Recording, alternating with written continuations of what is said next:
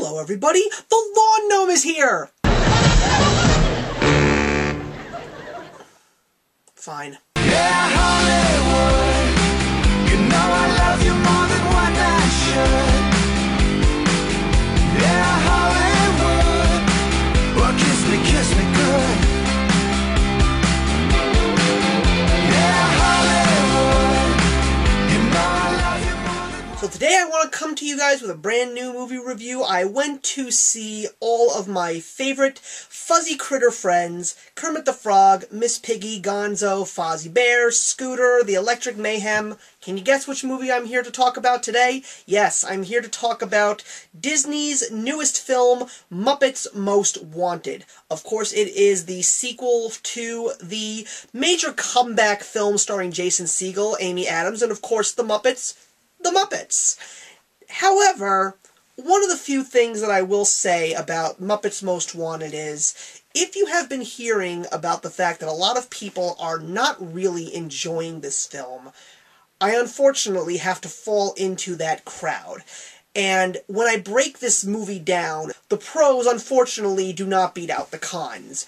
Let me go with some of the things that really did work. First of all, it's a Muppet movie, so you're definitely going to get something that is not really seen in film these days, especially when it comes to the talents of puppeteering, or in this case, Muppeteering. Jim Henson, of course, is the brainchild from way back in the late 1950s, early 1960s, and introduced some of the most landmark achievements in all of media, including the Muppets and Sesame Street, Fraggle Rock, and the list goes on. He really gave us something special with the Muppets, so just to see the Muppets on the big screen, of course, is a real treat. You're going to see a lot of references to older events in Muppets history, and there were a couple of things that really made me laugh, especially when it came to the famous guest appearances that just pop out of nowhere, etc. Another thing that really worked were the three main actors that were in this movie, which were Ricky Gervais, Ty Burrell, and of course the great Tina Fey.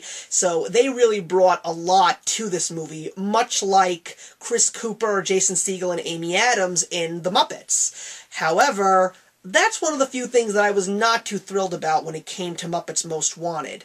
I mean, of course you also get, like in the Muppets, a brand new Muppet, which is the Bizarro of Kermit, the great Constantine, who is the most villainous frog in all of Muppets, and he definitely had some laugh-out-loud moments. However, when it comes to Muppet movies, famous actors are not supposed to be in the headline credits. And I said the same thing to most of my friends when it came to the Muppets.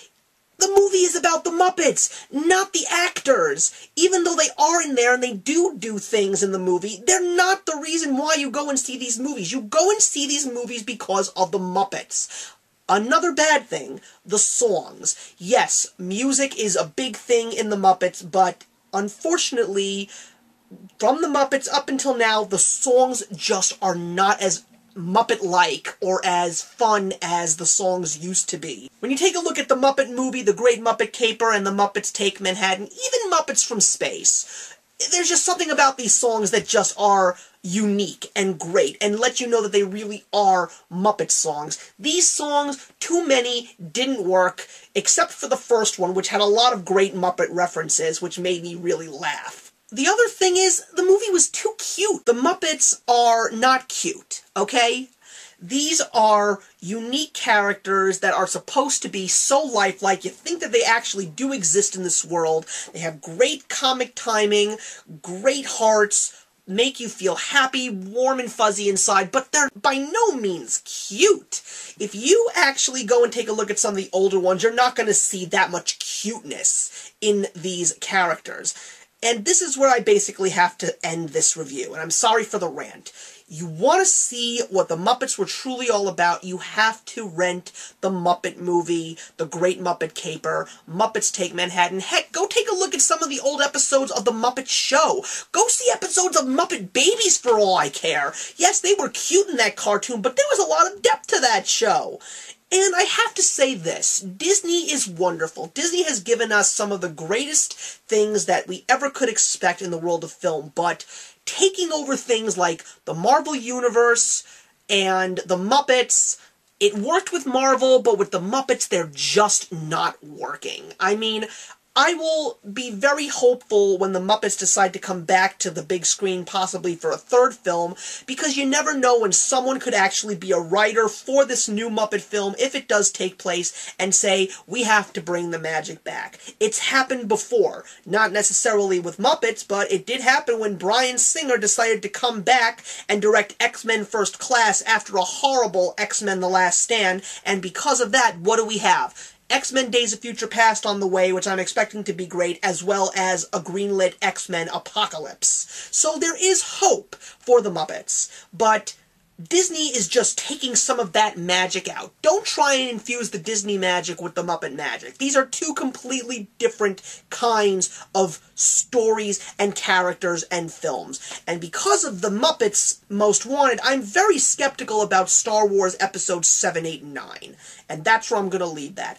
Muppets Most Wanted, cute, but not great. And I'm giving it 2 out of 4.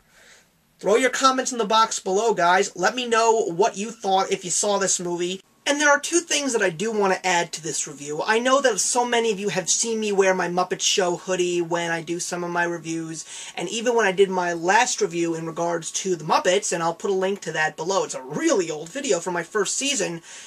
This movie just wasn't worth putting on the Muppet hoodie. I love the Muppets to death, but just, this movie just doesn't hold a candle to Muppets films of the past and just the Muppets in general.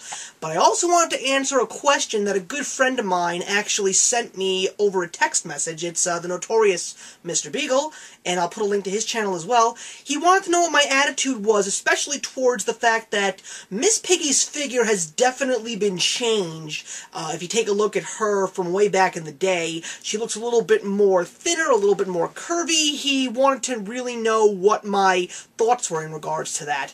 I honestly don't have a preference. I do see the changes, but that's just because of the fact that the Muppets have evolved over the years. If you take a look at what Fozzie looked like in The Muppet Show back in 1976, and if you take a look at his character now, his fur definitely looks like a very different texture. I mean, the Muppets are going through a constant change right now, especially because of the fact that very few of the original cast members are still doing this. Jim Henson is no longer with us, Frank Oz is retired, David Golis is still there doing the voice of Gonzo, but it's just the fact that the Muppets are going through a crazy change right now, and I guess I could feel indifferent towards the way Miss Piggy looks right now, but is it because of the fact they're trying to do something in regards to what women are supposed to look like today?